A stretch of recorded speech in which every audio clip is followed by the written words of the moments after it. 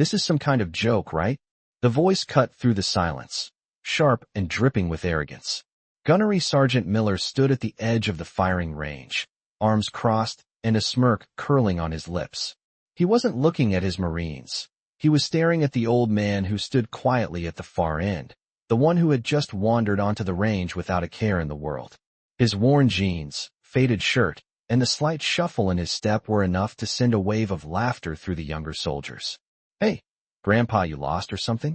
Miller called out, his tone laced with condescension. The old man, his face weathered with time and experience, didn't respond. He just stood there, his eyes fixed on the targets downrange, as though the noise and mockery meant nothing to him. A few of the Marines snickered, looking at each other with raised eyebrows. "This guy's going to teach us something," one of them muttered, his voice full of disbelief. But the old man didn't seem to care. He was calm, almost unnervingly calm. His name was John Parker, and despite his age, the years he'd spent in combat had left him with a patience most young men could only dream of. He wasn't here to prove anything to anyone, but he'd been around long enough to know how these things played out.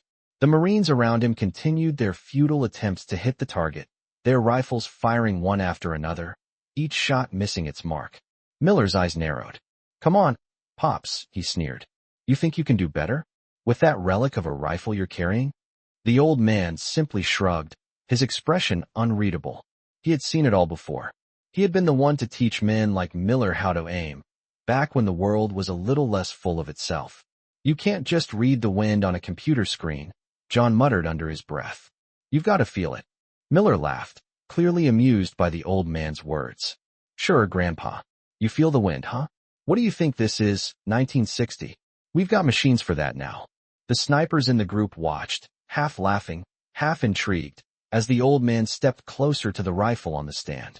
The modern equipment, with its advanced optics and precision systems, had failed time and time again. The target, a steel silhouette set over 1,700 yards away, remained untouched. John Parker didn't even glance at the high-tech gadgets. Instead, he adjusted his old, worn rifle with the ease of someone who had spent a lifetime behind it. The air grew still as the old man took a deep breath, his eyes narrowing as he lined up the shot.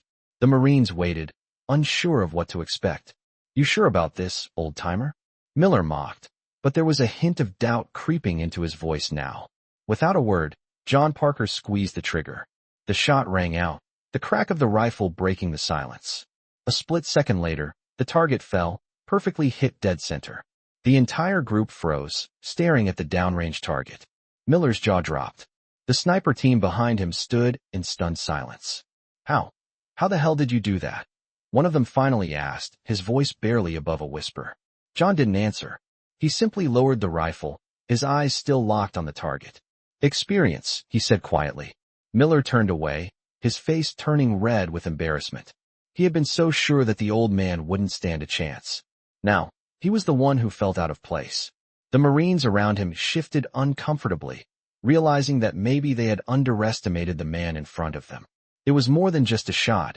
It was a lesson in humility. As John Parker turned to walk away, he didn't look back. But the respect in the eyes of the young Marines was undeniable now. They had learned something today, though they would never admit it aloud. The real power didn't come from technology. It came from experience, and John Parker had plenty of it. John Parker walked away, his footsteps soft but deliberate on the dirt road that led away from the firing range. He didn't look back, but he could feel the eyes of the young Marines on him, their gazes heavy with something they had never expected, respect. They had seen it before, the arrogance of youth, the certainty that technology and new age methods could solve every problem. But today, they had learned something. They had learned that experience could never be replaced. Miller stood frozen, still processing what had just happened. The sound of the shot echoed in his mind, over and over again, each time, hitting him harder than before. He had underestimated the old man. No, he had dismissed him entirely.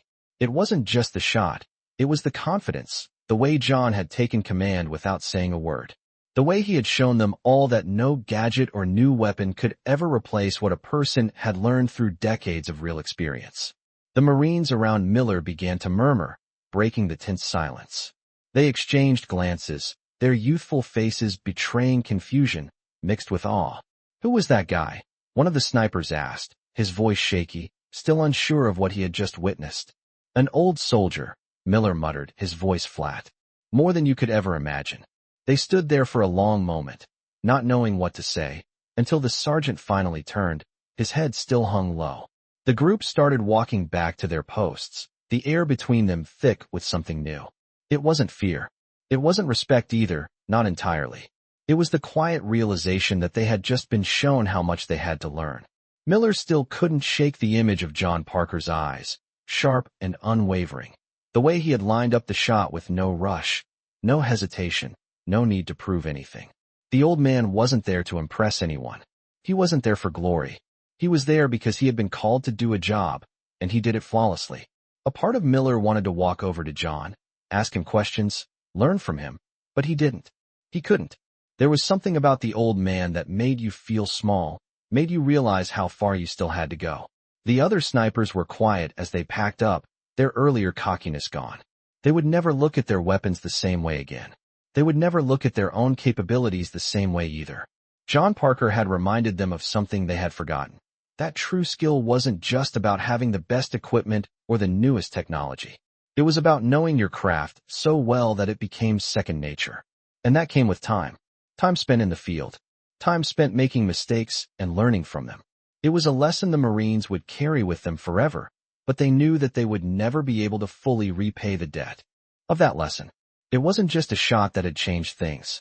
It was the understanding that there were people in this world who had been through so much, seen so much, and had the humility to still be quiet and unassuming, even when they could easily dominate the room.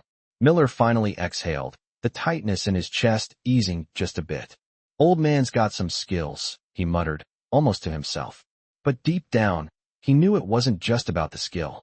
It was the wisdom behind it. And that was something none of them had, at least not yet.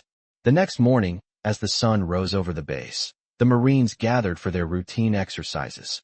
The air was cooler, a sharp contrast to the previous day's sweltering heat.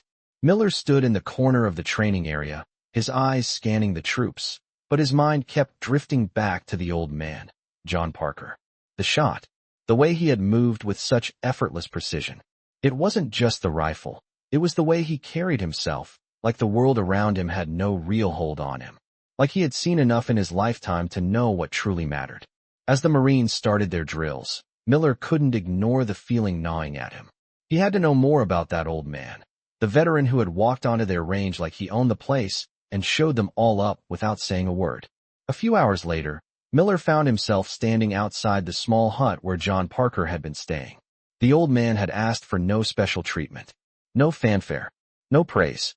He had simply come, completed his task, and disappeared back into the shadows. Miller knocked lightly on the door. There was a long pause before he heard the shuffle of feet from inside. The door creaked open, revealing John Parker, standing there in a worn-out pair of boots and a faded jacket. "You wanted to talk?" John's voice was low but steady, like a man who had nothing left to prove. Miller cleared his throat, trying to shake off the lingering embarrassment from the day before. I wanted to apologize for the way we treated you yesterday. We didn't know who you were, and we didn't." John raised a hand, stopping him. "You don't need to apologize. I've been through worse." His eyes met Miller's, and for the first time, Miller saw something he hadn't noticed before. There was a quiet strength in the old man's gaze, something that had been earned through years of hardship. "I'm not here for apologies. I'm here to teach," John said, his voice calm. "If you want to learn, I'll teach you. But you need to understand that some things can't be taught in a classroom or with a fancy rifle. Some things come with time. And some things, they come with mistakes." Miller nodded, feeling a sense of humility wash over him. "I think I understand," he said, though the words felt inadequate. John's lips curved into a small smile, and he stepped aside, allowing Miller to enter the small room. The walls were bare, except for a few photographs of soldiers from different eras, faces of men who had been through battles both abroad and within. "Sit down," John said, motioning to a worn-out chair by the window. Miller hesitated for a moment before sitting down. "I've spent most of my life teaching young men how to survive," John continued, his voice far away for a moment, as though he was speaking more to himself than to Miller. "But survival isn't enough. You need to know how to live, too. You need to know how to take what the world throws at you and keep moving. Miller listened intently, absorbing every word. There was something about the old man's presence that made him feel small, but in a way that was oddly comforting. What did you do after the military? Miller asked, curious. John's eyes softened for a moment. I did what most men do. I found my way, and I kept going. No fanfare, no medals. Just one day at a time. There was a long pause, and then John added, you'll find your way too. But don't expect it to come easy. Nothing good ever does. Miller felt a weight settle in his chest. The arrogance he had carried with him as a young Marine now felt distant, childish. The old man had shown him a glimpse of something far deeper, something that no training or high-tech gadget could ever provide. Thank you, Miller said quietly, unsure of what else to say. John simply nodded, his eyes warm but unyielding. You're welcome. Now, if you want to learn, it's time to get to work. As Miller stood up to leave, he realized that John Parker had given him more than just a lesson in shooting. He had given him a lesson in life. A lesson that would stay with him long after the training exercises ended. And for the first time, Miller felt the weight of the responsibility he had as a Marine. It wasn't about proving yourself to others. It was about proving it to yourself. As he walked back to the base, Miller knew that he would never forget the old man who had shown him what it truly meant to be a hero. Days passed, and the usual hustle of the base resumed. But for Gunnery Sergeant Miller, things felt different. The routine drills, the endless push-ups, the rounds on the firing range, they all seemed insignificant now. The quiet lessons from John Parker lingered in his mind. He had never realized how much of his identity was tied to his uniform, to the recognition of others, to the constant need to prove himself. But now, the weight of that need seemed trivial. The following morning, Miller found himself walking towards the base's mess hall, his footsteps slow. As he entered, he spotted the old man sitting at the far corner, just as he had been every day. The chair was the same, the posture unchanged. John Parker had not moved since their last conversation. There was something calming about it, the consistency. Miller approached him, unsure of what to say, but feeling a pull. Mind if I join you? He asked, his voice unsteady. John looked up, his pale blue eyes meeting Miller's. Of course, he replied, his tone still as steady as ever. The weight of the words that followed was heavy, but it was not the kind of weight that made you feel burdened. It was the kind of weight that made you feel grounded. How's the training going? John asked as Miller sat down. The question was simple, but Miller found himself thinking about it more than he should. Better, Miller said, looking down at his plate. But I don't think I've learned as much as I thought I had. John chuckled softly. That's how it goes. You think you know something, and then life teaches you how little you actually know. But the real lesson is in what you do with it. Miller looked up, meeting John's gaze again. The old man's eyes were not filled with judgment, but understanding. I'm not sure I get it, Miller admitted, feeling the familiar tension rise in his chest. You've learned how to hit a target, but have you learned why you're hitting it? John asked, his voice calm, but cutting through Miller's confusion like a knife. It's not just about the shot. It's about understanding the world around you, feeling the wind, knowing when to pull the trigger, and knowing when to wait. Miller took a deep breath, trying to absorb the weight of John's words. I've been focused on the wrong things, he said quietly, almost to himself. John nodded. You've been focused on the shot. But the world is full of distractions, and it's easy to miss what's important if you're not paying attention. Miller sat in silence, staring at his plate. The room around him buzzed with conversation and laughter, but it all felt distant now. He wasn't sure what to make of the feelings swirling inside him. But in that moment, he knew one thing for certain. He had a lot more to learn. He wasn't just a Marine. He was a person, and being a good Marine didn't mean being good at shooting or fighting. It meant being good at life, at understanding the bigger picture. Thanks, Miller said, his voice a little softer now. You've got a lot to teach us, don't you? John smiled, a small but knowing smile. I've had my share of lessons, just like you will. But the real teaching doesn't happen on a range. It happens in the quiet moments, when you're alone with yourself, when you're forced to face what's inside you. Miller sat back in his chair, taking it all in. There was still a lot of uncertainty in him, but for the first time, he felt like he was starting to understand something bigger than himself. The road ahead wouldn't be easy, but it would be worth it. And with John Parker's guidance, maybe he could start figuring it out. It wasn't about being the best on the battlefield anymore. It was about being the best version of himself, on and off the range. Weeks passed, and the weather began to shift, signaling the change of seasons. The base was quieter now, the buzz of daily drills replaced by the hum of routine tasks. But, for Gunnery Sergeant Miller, the calm had brought new clarity. He found himself walking the same path he had countless times before, but now everything felt different. The lessons John Parker had shared with him still echoed in his mind, and he couldn't shake the feeling that something inside him had shifted. One afternoon, as he was walking toward the training facility, he spotted John sitting outside, his face turned towards the sky. The old man seemed lost in thought, his eyes fixed on something only he could see. Without thinking, Miller walked over and sat down beside him. "You've been quiet," Miller said, breaking the silence. John turned his head slightly, a small smile forming on his lips. "Sometimes, it's good to be quiet," he replied, his voice calm and steady. "You learn more that way." Miller nodded, his mind racing with the changes he'd been processing over the past few weeks. He had always thought he was learning everything there was to know, but now, he felt like he was just beginning to understand. "I've been thinking about what you said," Miller began, his tone thoughtful. "About the shot, about life. I think I've been focusing too much on proving myself, on showing that I'm good enough. But I've been missing the point." John turned to him fully now, his gaze piercing yet kind. "You can spend your whole life trying to prove something, and in the end, it'll only leave you empty. What matters isn't the recognition you get from others. It's the kind of person you become along the way." Miller swallowed hard, the weight of those words settling deep inside him. It was the kind of truth that made his chest feel tight. He had spent so much of his life measuring his worth by the standards of others, by the expectations of the military, by the pride he had in his uniform. But now, it was as if all those things had lost their meaning. "I'm not sure I know who I am without all of that," Miller admitted, his voice barely above a whisper. John smiled again, this time with more warmth. "That's okay. It takes time to figure that out. The real challenge isn't finding who you are, it's deciding who you want to be." Miller looked at the old man, his face etched with lines that told stories Miller couldn't even begin to imagine. "How did you figure it out?" he asked. John's expression softened, and for a moment, he seemed distant, as if lost in his own memories. "I didn't figure it out all at once," he said slowly. "It took years, and a lot of mistakes. I was just like you once, focused on being the best, on proving I had what it took. But one day, I realized that being the best isn't about having the highest rank or the most medals.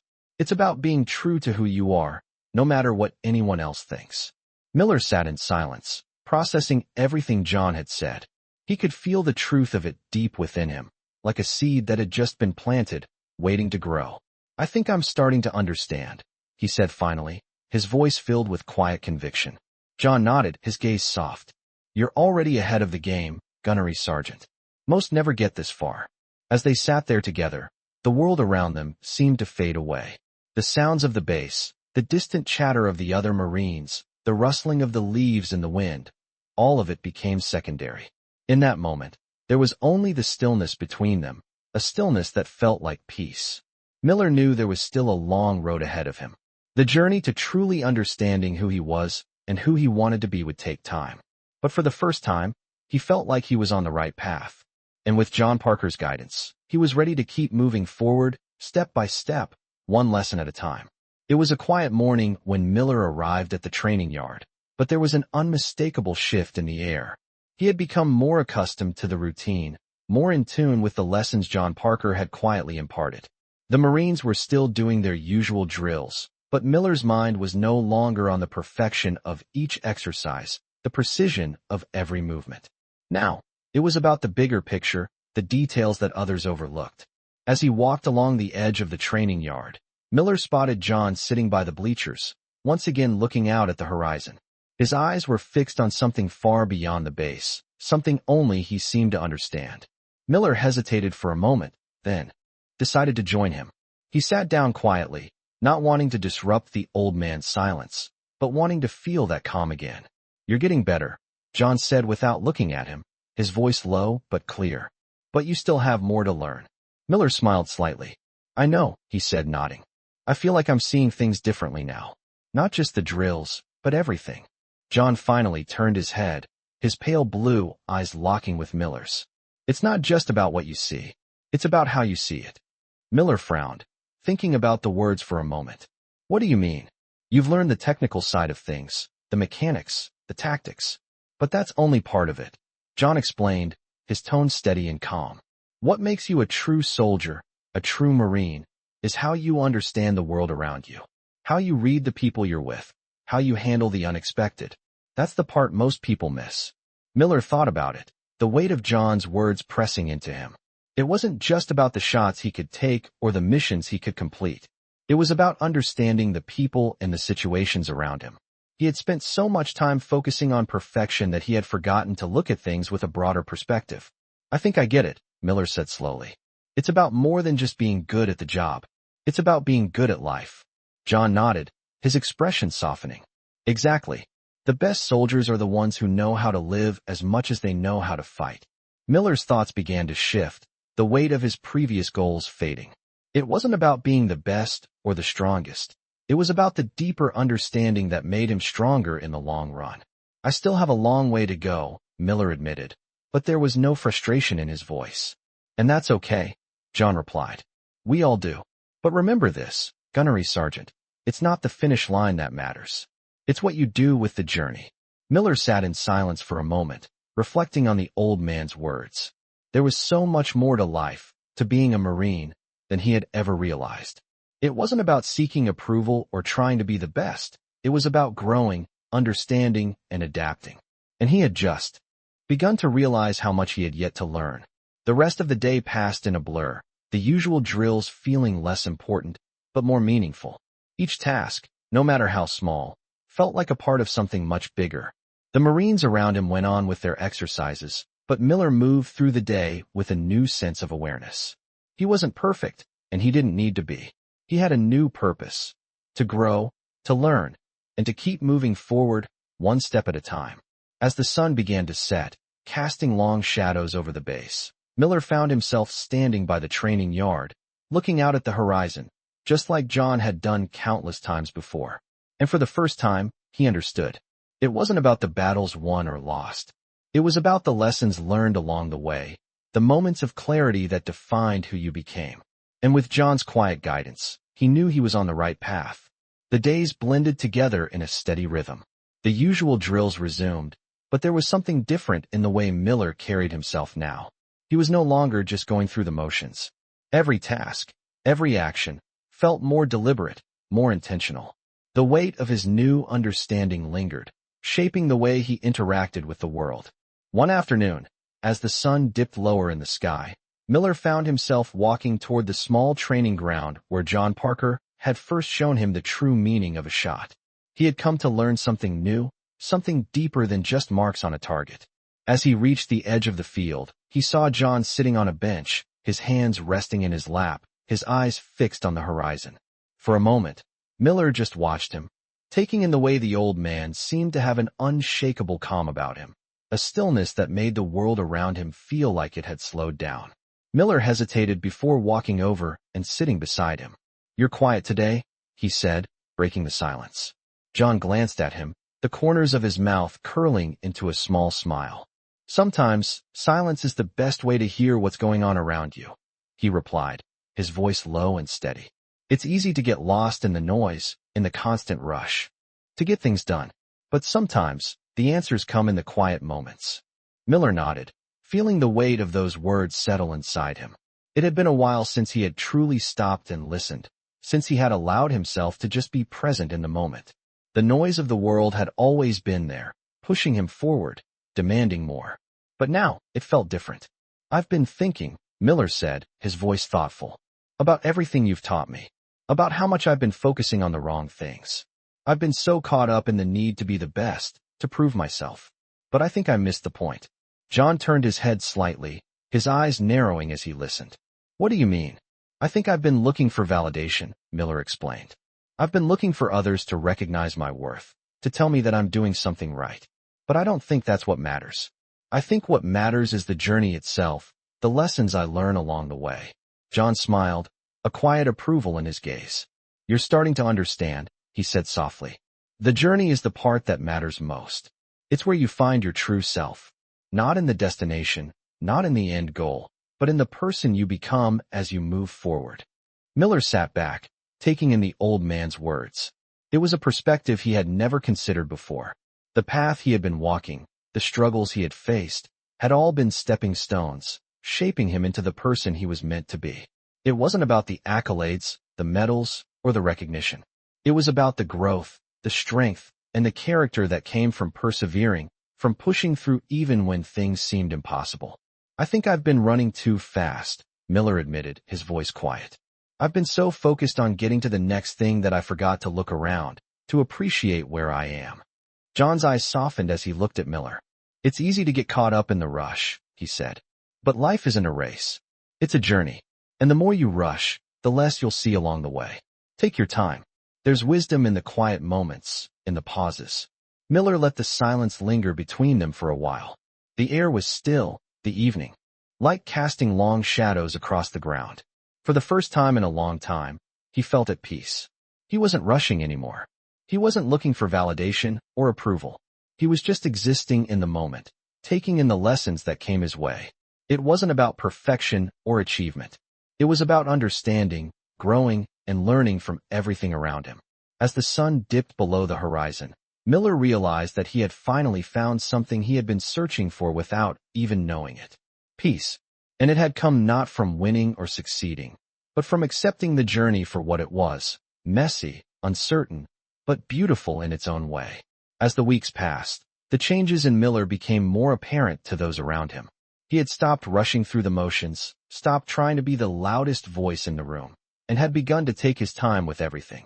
The Marines who once looked up to him for his precision and confidence began to notice a different side of him.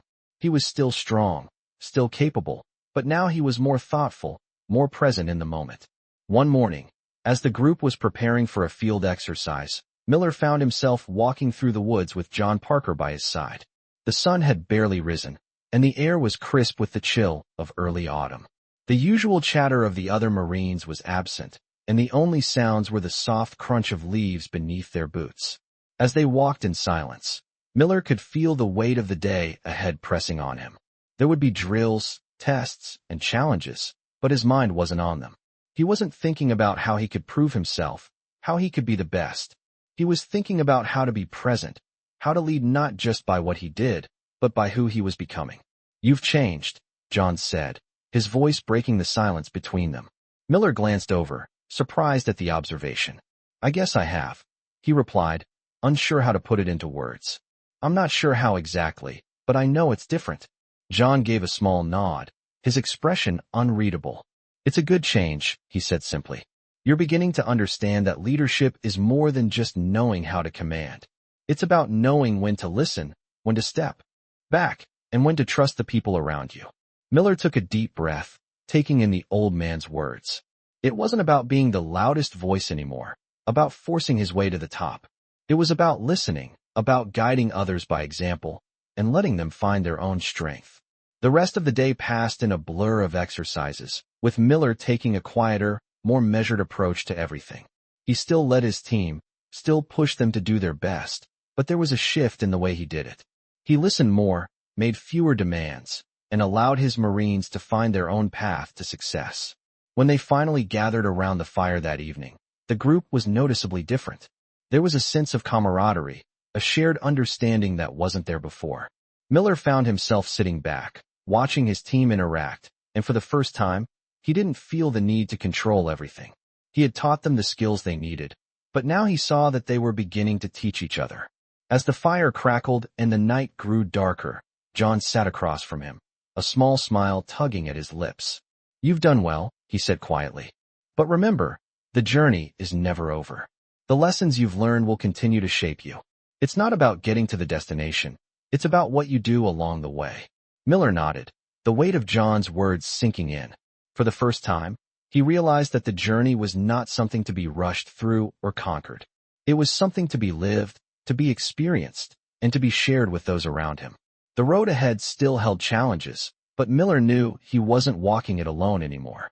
He had the strength of his team behind him, the wisdom of John Parker beside him, and the knowledge that the journey, no matter how long or difficult, was what truly mattered. He didn't need to prove anything anymore. He was finally content with who he was becoming. The morning mist still hung over the training grounds as Miller stood by the edge of the forest, his eyes scanning the horizon. It was a familiar scene, yet somehow different. The sun had just begun to peek through the trees, casting long shadows across the ground. The air was cooler now, a reminder that the seasons were changing. Miller felt the weight of the months that had passed, the lessons he had learned, the changes he had gone through. He wasn't the same man who had arrived at the base so many weeks ago. The harsh, driven Marine had given way to someone quieter, more introspective. But the drive, the determination, still burned within him. It was just that now, he understood what that fire should be used for. As the others began to gather for the morning exercises, Miller noticed the difference in them too. There was a certain calmness, a sense of purpose in their movements that hadn't been there before. They had learned, just as he had. They had absorbed the lessons that had been passed down to them, not through rigid drills or commands, but through shared experiences, through moments of quiet reflection. John Parker had made them see that it wasn't about achieving perfection. It was about understanding the bigger picture, about living in the moment, about growing as individuals and as a team. Miller's thoughts were interrupted when he heard footsteps behind him. He turned to find John approaching, his pace slow but steady. The old man's presence still had that calming effect on him, like the steady rhythm of a heartbeat. "It's almost over, isn't it?" Miller asked, his voice quiet. John glanced at him, a small smile on his lips. "Nothing ever really ends," he said, his voice carrying the weight of years of experience. "It's all part of the journey. The end is just another beginning." Miller nodded, taking in the words. He had come to understand that the journey was all there was. It wasn't about reaching some distant finish line. It was about the steps taken, the lessons learned, and the people met along the way. "I think I'm starting to get it," Miller said. "It's not about being the best, is it?" John shook his head. "No, it's about being the best version of yourself. And that comes from understanding, from patience, from knowing when to lead and when to follow. It's about being the kind of person others can rely on, the kind of person who doesn't need to prove anything because they already know who they are." Miller looked out over the training yard, watching as the other Marines began their drills. It was a sight he had seen countless times, but now it felt different. He wasn't watching them with the eyes of a leader trying to push them harder, faster, better.